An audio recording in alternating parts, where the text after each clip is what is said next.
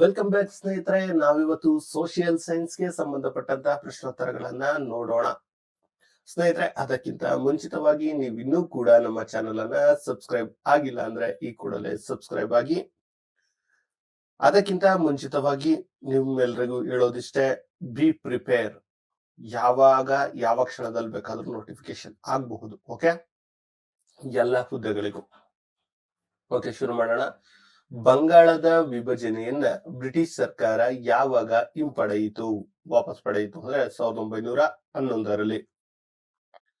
ಸ್ವರಾಜ್ಯ ನನ್ನ ಜನ್ಮಸಿದ್ಧ ಹಕ್ಕು, ಅದನ್ನ ಪಡೆದೇ ತೀರುತ್ತೇನೆ ಎಂದು ಘೋಷಿಸಿದವರು ಯಾರು ಅಂದ್ರೆ ಬಾಲ ಗಂಗಾಧರ ತಿಲಕ್. ತಿಲಕರು ಮರಾಠ ಮತ್ತು ಇಂಗ್ಲಿಷ್ ಭಾಷೆಯಲ್ಲಿ ಪ್ರಾರಂಭಿಸಿದ ಪತ್ರಿಕೆಗಳು ಯಾವುವು ಅಂದ್ರೆ ಕೇಸರಿ ಮತ್ತು ಮರಾಠ. ಬಾಲ ಗಂಗಾಧರ ತಿಲಕರು ಜೈಲಿನಲ್ಲಿದ್ದಾಗ ರಚಿಸಿದ ಕೃತಿ ಯಾವುದು ಅಂದ್ರೆ ಗೀತ ರಹಸ್ಯ. ವರ್ತಮಾನ ರಣನೀತಿ ಎಂಬ ಪುಸ್ತಕವನ್ನು ಪ್ರಕಟಿಸಿದವರು ಯಾರು ಅಂದ್ರೆ ಅರವಿಂದ ಘೋಷ್. ಸ್ವಾತಂತ್ರ್ಯ ಹೋರಾಟದಲ್ಲಿ ಕ್ರಾಂತಿಕಾರಿಗಳ ಪ್ರಮುಖ ಗುಪ್ತ ಸಂಘಟನೆಗಳು ಯಾವ್ಯಾವು ಆಗಿದ್ವು ಅಂದ್ರೆ ಅನುಶೀಲನ ಸಮಿತಿ, ಅಭಿನವ ಭಾರತ. ಭಾರತದ ಸ್ವತಂತ್ರ ಹೋರಾಟದಲ್ಲಿ 1920ರಿಂದ 1947ರ ಕಾಲವನ್ನ ಏನೆಂದು ಕರೀತಾರೆ ಅಂದ್ರೆ ಗಾಂಧಿ ಯುಗ ಅಂತ ಕರೀತಾರೆ. ಗಾಂಧೀಜಿಯವರು ತಮ್ಮ ಸಿದ್ಧಾಂತಗಳನ್ನ ಯಾವ ಪತ್ರಿಕೆಯಲ್ಲಿ ವ್ಯಕ್ತಪಡಿಸುತ್ತಿದ್ರು ಅಂದ್ರೆ ಯಂಗ್ ಇಂಡಿಯಾ. ಗಾಂಧೀಜಿಯವರ ಹೋರಾಟದ ಪ್ರಮುಖ ಅಸ್ತ್ರ ಯಾವುದಾಗಿತ್ತು ಅಂದ್ರೆ ಸತ್ಯಾಗ್ರಹ ಆಗಿತ್ತು. ಕೇವಲ ಗುಮಾನಿಯ ಮೇಲೆ ಜನರನ್ನ ಬಂಧಿಸಲು ಅವಕಾಶ ನೀಡಿದ ಬ್ರಿಟಿಷ್ ಕಾಯ್ದೆ ಯಾವುದು? ರೌಲತ್ ಕಾಯ್ದೆ. ಜಲಿಯನ್ ವಾಲಾಬಾಗ್ ಹತ್ಯಾಕಾಂಡಕ್ಕೆ ಕಾರಣನಾದ ಬ್ರಿಟಿಷ್ ಅಧಿಕಾರಿ ಯಾರು ಅಂದ್ರೆ ಜನರಲ್ ಡಯರ್. ಜಲಿಯನ್ ವಾಲಾಬಾಗ್ ದುರಂತವನ್ನ ಖಂಡಿಸಿ ನೈಟ್ ವುಡ್ ಪ್ರಶಸ್ತಿಯನ್ನ ತ್ಯಜಿಸಿದವರು ಯಾರು ಅಂದ್ರೆ ರವೀಂದ್ರನಾಥ ಟ್ಯಾಗೋರ್.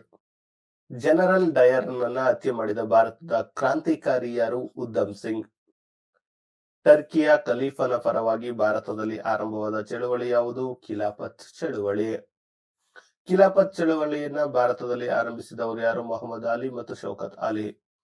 1922ರ ಹಿಂಸಾತ್ಮಕ ಘಟನೆಯಿಂದಾಗಿ ಗಾಂಧೀಜಿಯವರ ಅಸಹಕಾರ ಚಳುವಳಿಯನ್ನ ಹಿಂಪಡೆದವರು ಯಾರು ಅಂದ್ರೆ ಚೌರಿ.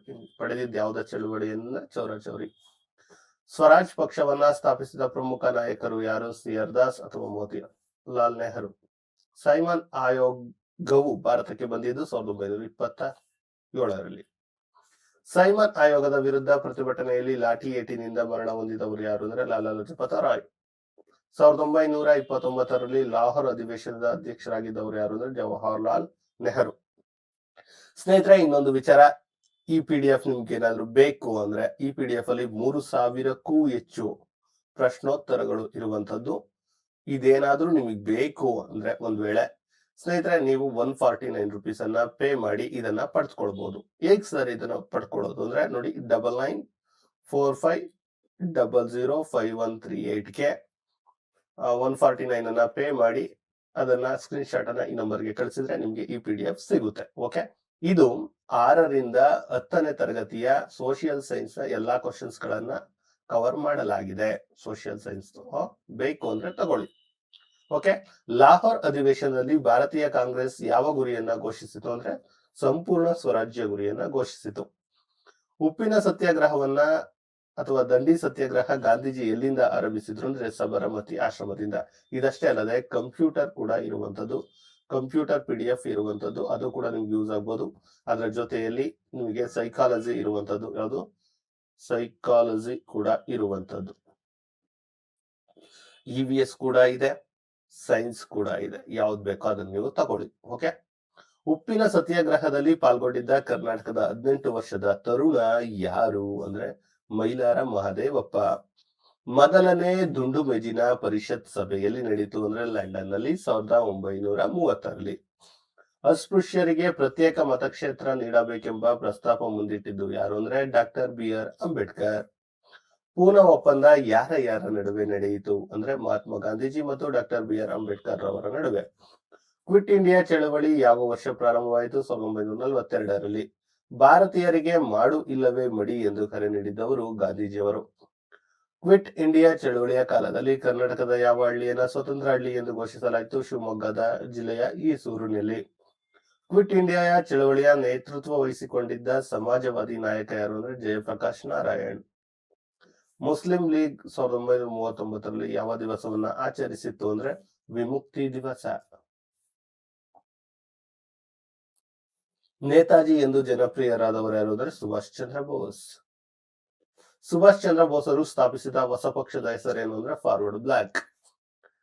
ಭಾರತೀಯ ಸೇನೆಯನ್ನ ಐಎನ್ಎ ಸ್ಥಾಪಿಸಿದ್ದು ಯಾರು ಅಂದ್ರೆ ರಾಸ್ ಬಿಹಾರಿ ಘೋಷ್ ಮತ್ತೆ ಕ್ಯಾಪ್ಟನ್ ಮೋಹನ್ ಸಿಂಗ್. ನನಗೆ ರಕ್ತ ಕೊಡಿ, ನಾನು ನಿಮಗೆ ಸ್ವಾತಂತ್ರ್ಯ ನೀಡುತ್ತೇನೆ ಎಂದು ಕರೆಕಟ್ಟುವವರು ಯಾರು ಅಂದ್ರೆ ಸುಭಾಷ್ ಚಂದ್ರ ಬೋಸ್. ಐಎನ್ಎ ಝಾನ್ಸಿ ರೆಜಿಮೆಂಟ್ ನ ನೇತೃತ್ವ ವಹಿಸಿದ್ದವರು ಕ್ಯಾಪ್ಟನ್ ಲಕ್ಷ್ಮೀ ಸೆಹಗಲ್. ಅಸ್ಪೃಶ್ಯರಿಗೆ ಮೊಹಾಡ್ ಕರೆ ಮತ್ತು ಕಾಲರಾನ್ ದೇವಾಲಯ ಚಳವಳಿ ರೂಪಿಸಿದವರು ಅಂಬೇಡ್ಕರ್. ಮೂಕನಾಯಕ, ಬಹಿಷ್ಕೃತ ಭಾರತ ಮುಂತಾದ ಪತ್ರಿಕೆಗಳನ್ನು ಹೊರತಂದವರು ಡಾಕ್ಟರ್ ಬಿ.ಆರ್. ಅಂಬೇಡ್ಕರ್. ಸಂವಿಧಾನ ಕರಡು ಸಮಿತಿಯ ಅಧ್ಯಕ್ಷರಾಗಿ ಕಾರ್ಯನಿರ್ವಹಿಸಿದ್ದು ಡಾಕ್ಟರ್ ಬಿ.ಆರ್. ಅಂಬೇಡ್ಕರ್. ಭಾರತದ ಮೊದಲ ಪ್ರಧಾನಮಂತ್ರಿ ಯಾರು ಅಂದ್ರೆ ಪಂಡಿತ್ ಜವಾಹರ್ಲಾಲ್ ನೆಹರು. ಭಾರತದ ಉಕ್ಕಿನ ಮನುಷ್ಯ ಎಂದು ಯಾರನ್ನ ಕರೀತಾರೆ? ಸರ್ದಾರ್ ವಲ್ಲಭಾಯಿ ಪಟೇಲ್. ಭಾರತದ ವಿದೇಶಾಂಗ ನೀತಿಯಾದ ಅಲಿಪ್ತ ನೀತಿಯನ್ನ ಪ್ರತಿಪಾದಿಸಿದವರು ಯಾರು ಅಂದ್ರೆ ಜವಾಹರ್ಲಾಲ್ ನೆಹರು. 1940ರ ಲಾಹೋರ್ ಅಧಿವೇಶನದಲ್ಲಿ ಪ್ರತ್ಯೇಕ ರಾಷ್ಟ್ರ ಅಥವಾ ಪಾಕಿಸ್ತಾನದ ಬೇಡಿಕೆ ಇಟ್ಟವರು ಮೊಹಮ್ಮದ್ ಅಲಿ ಜಿನ್ನಾ. ಭಾರತ ಮತ್ತು ಪಾಕಿಸ್ತಾನದ ಗಡಿಗಳನ್ನ ಗುರುತಿಸಿದ ಆಯೋಗ ಯಾವುದು ಅಂದ್ರೆ ರ್ಯಾಡ್ಕ್ಲಿಫ್ ಆಯೋಗ. ಗಾಂಧೀಜಿಯವರನ್ನ ಹತ್ಯೆ ಮಾಡಿದ್ದು ಯಾರು ಅಂದ್ರೆ ನಾಥೂರಾಮ್ ಗೂಡ್ಸೆ. ಭಾರತಕ್ಕೆ ಅಧಿಕಾರ ಹಸ್ತಾಂತರಿಸಲು ಬ್ರಿಟಿಷ್ ಸರ್ಕಾರ ಯಾರನ್ನ ವೈಸ್ರಾಯಿಯಾಗಿ ಕಳಿಸಿತು ಅಂದ್ರೆ ಲಾರ್ಡ್ ಮೌಂಟ್ ಬ್ಯಾಟನ್. ಬುಡಕಟ್ಟು ಬಂಡಾಯಗಳಲ್ಲಿ ಭಾರತದ ಆದ್ಯ ಹೋರಾಟ ಎಂದು ಯಾವುದನ್ನ ಗುರುತಿಸಲಾಗುತ್ತೆ ಅಂದ್ರೆ ಸಂತಾಲರ ದಂಗೆಯನ್ನ. ಸ್ನೇಹಿತರೆ, ಇದಾಗಿತ್ತು ಇವತ್ತಿನ ಕ್ಲಾಸ್. ಸ್ನೇಹಿತರೆ, ನಿಮ್ಗಾಗಲೇ ಹೇಳದಂತೆ PDF ಅವಶ್ಯಕತೆ ಇತ್ತು ಅಂದ್ರೆ ಈ ನಂಬರ್ಗೆ ಕಾಂಟ್ಯಾಕ್ಟ್ ಮಾಡಿ ಅಂತ ಹೇಳ್ತಾ ಈ ವಿಡಿಯೋನ ಇಲ್ಲಿಗೆ ಮುಗಿಸ್ತೀನಿ. ಮತ್ತೆ ಕನ್ನಡದಲ್ಲಿ ಹೇಳ್ತಿದ್ದೀನಿ 99 45 00 5138ಕ್ಕೆ ಕಾಂಟ್ಯಾಕ್ಟ್ ಮಾಡಿ ಅಂತ ಹೇಳ್ತಾ ಇಲ್ಲಿಗೆ ಇವತ್ತಿನ ಈ ವಿಡಿಯೋನ ಎಂಡ್ ಮಾಡ್ತಿದ್ದೇನೆ. ಧನ್ಯವಾದಗಳು. ಜೈ ಕರ್ನಾಟಕ.